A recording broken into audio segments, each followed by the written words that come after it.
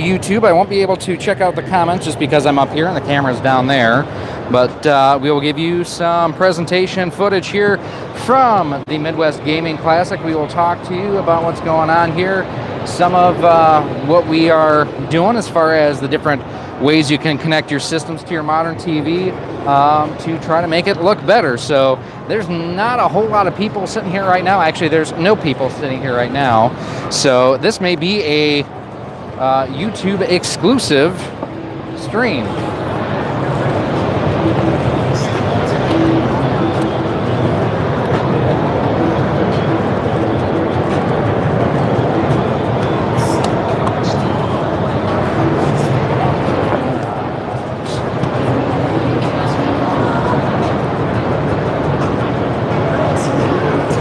Hope everyone's having a good day so far. If you had a chance to stop by earlier and watch the live stream, I appreciate it. And this is the second of a couple that we're going to do here, and we'll see if we can't stir some people up. Again, welcome to the end. The Winner Is You stage, where we are going to be talking about how to get the best picture quality out of your retro video game systems. If you are within the sound of my voice, you want to check out what's going on, come on over. We are going to have a bit of a chat, give you some ways to save some money on being able to do those upgrades, and give you some tips and tricks to make sure you get the best picture quality out of your retro video games. We're going to be covering everything from the original NES, Super NES, N64, GameCube, PlayStation 2, even talking about the Sega systems, the Master System, the Dreamcast, the Genesis and Mega Drive, and more.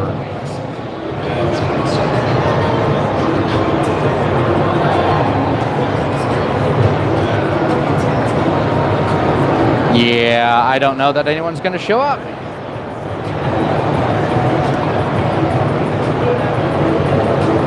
So this may be a YouTube exclusive video or presentation, we'll see.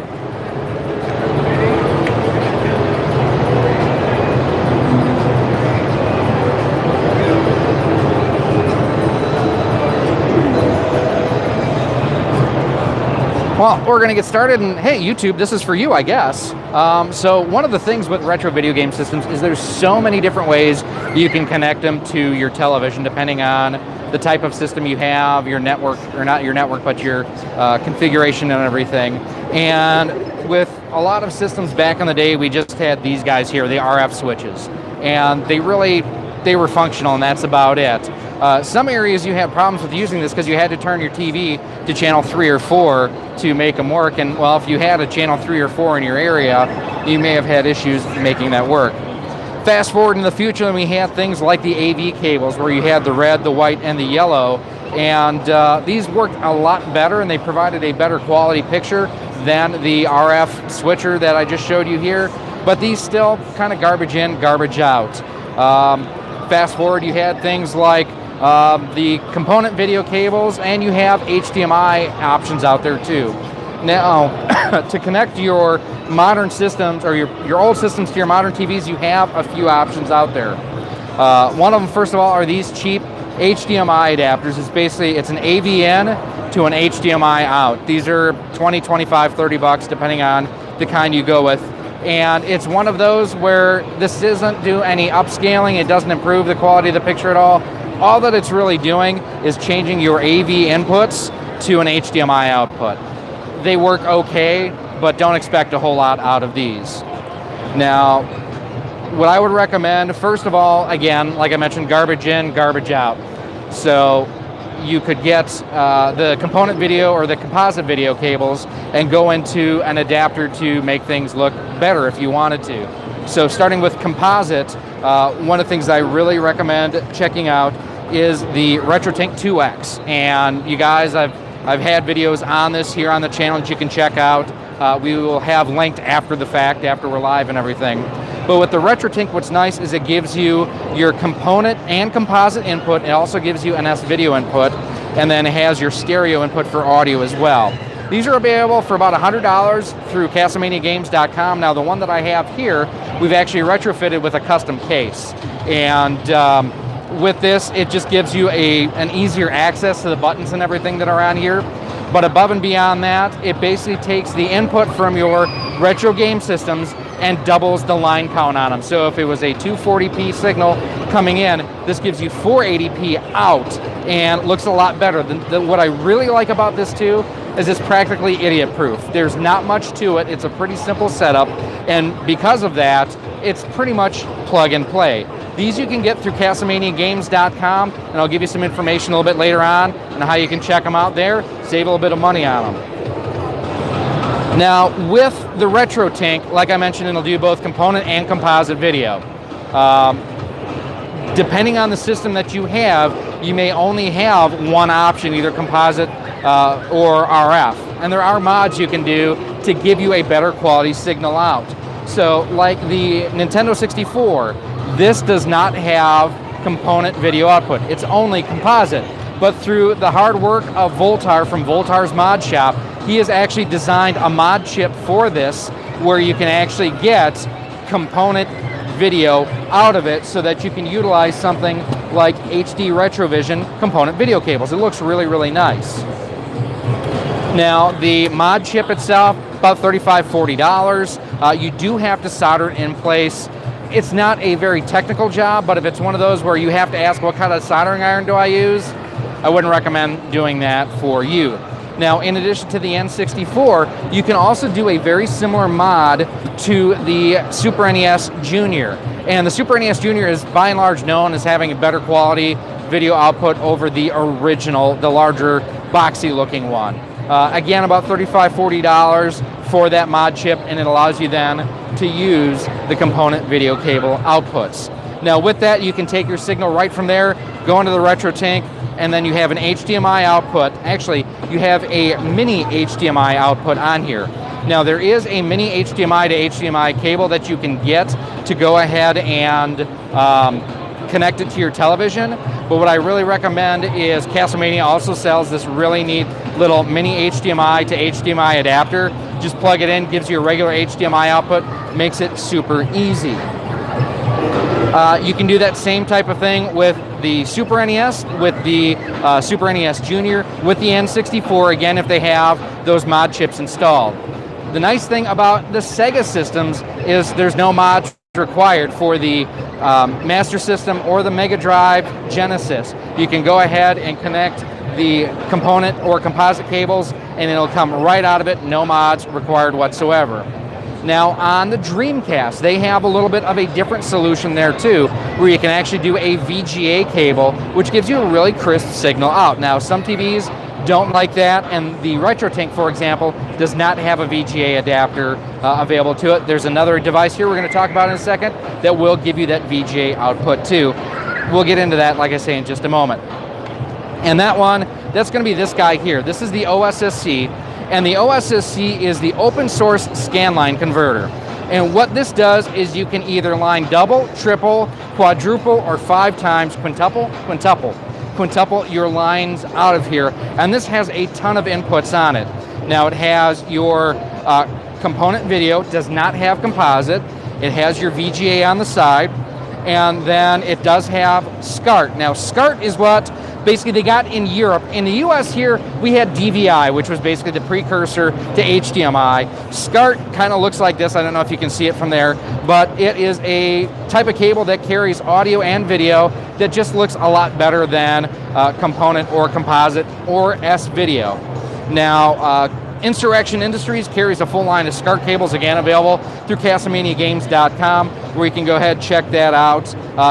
These are plug and play on the Sega systems. Much like on the component video cables, you do have to have either a Super NES 1 or a system that has been modified. So like our RGB modded N64 or our Super NES Junior. In addition to these type of adapters that are out there, you can also get other adapters available for your systems. One of my favorites is going to be the Eon Gaming GCHD Mark II. This is designed specifically for the GameCube that has a specific configuration on it. On the back of it, you need to make sure that it has both a digital and analog output on it. And what's the reason for that is this actually taps into that digital signal that was originally used for the component video cables. They're stupid expensive. They're $200-300. This, it's a plug-and-play solution, and the nice thing with the Eon Gaming GCHD, as you can see here, they are available in colors to match your system. They have the silver, the black, and the indigo, like you see here. Plug and play, easy to do, no problem whatsoever there. You can also go ahead and have HDMI mods installed in some systems. So like the NES, there is a system or a mod kit available through GameTech US that you can either mod the top loader or the front loader. There's a similar mod as well for the Nintendo 64. There is no mod out there currently for the Super NES, which is kind of weird, but just the way the system works, there isn't an HDMI mod available directly for those systems. Now, the HDMI mods, what you're going to get is you're going to get a very clean signal out of there. You're going to get no latency or delay or anything along those lines. You can add some features too, like on my NES top loader that I have here, you can actually add scan lines, you can change the pitch of the music. There's a bunch of other things. Kevtris is the name of the individual who has worked on that mod. It works great. It's something that I highly recommend. Now that is one of those, unless you have exceptional soldering skills, soldering skills, you are going to want a modder to do that for you. It's just not something that I would suggest for the faint of heart. Same thing, even more so with the N64 conversion as well. You do want to go ahead and make sure that you have someone with good soldering skills to set that up. Now let's talk about cables, because there are cable options that are out there. Like I mentioned, there's the HD Retrovision component video cables. These are about $60 and do a great job. Now there is a test you will want to do. It's available on their site to make sure your TV can recognize the signal that this does output. This is just straight 240p. It does not do any upscaling or anything like that. The SCART cables will either need to go through an OSSC or a SCART to HDMI adapter. Those you can get off of Amazon for 30 or 40 bucks. They're kind of poor quality. I would put them in the same vein as the AV to HDMI adapter that you see here. There are also cables from Pound Industry or Pound Technology and from Hyperkin that will plug right into the back of now the Super NES. It'll plug into the back of the original Xbox and into the Dreamcast and PlayStation 2 and PlayStation 1 and give you an HDMI output. What I found, at least with the Pound Technology versions, is basically those cables, they essentially have this adapter built into the cable. It tends to look a little bit cleaner than this does, but not much. But you're also getting what you pay for. They're anywhere from $25 to $40 depending on the manufacturer and the cable and everything that you go with. But the nice thing about it now is there are so many different ways that you can connect your retro video game system to your modern TV. Now, one thing that you do want to make sure that you do, make sure that you have your TV set to game mode. That'll eliminate any lag, latency, or delay that you might run into as you're going ahead and playing on a modern system. Finally, another option to connect or just play your retro games on your modern TV may not always be the most popular option, but clone consoles do give you a way where you can connect your retro video games to your modern TV through an HDMI port. These will get you 720p output with an HDMI cable. Many of these still have the AV cables if you do want to connect it to a CRT or older tube style TV. But something like the Gamerstech Super 2 HD here will play NES and Super NES games. If you have adapters, it'll also play Famicom games. It'll also play Super Famicom games, so you can actually get it into imports that way too. So these are just a few tips and tricks on how to get the best picture quality out of your retro video games here from the Milwaukee Midwest Gaming Classic 2019. If you have any questions or comments, as always, feel free to leave them down below in the comments section. You can always email me at roxsolidmail@gmail.com. Hit me up on Twitter at RoXolid Studios, on Instagram at instagram.com/RoXolid Productions GK. You can also go ahead and support the channel over on our Patreon page at patreon.com/RoXolid. This has been our panel here from the Midwest Gaming Classic 2019. Thanks for watching. We'll see you soon.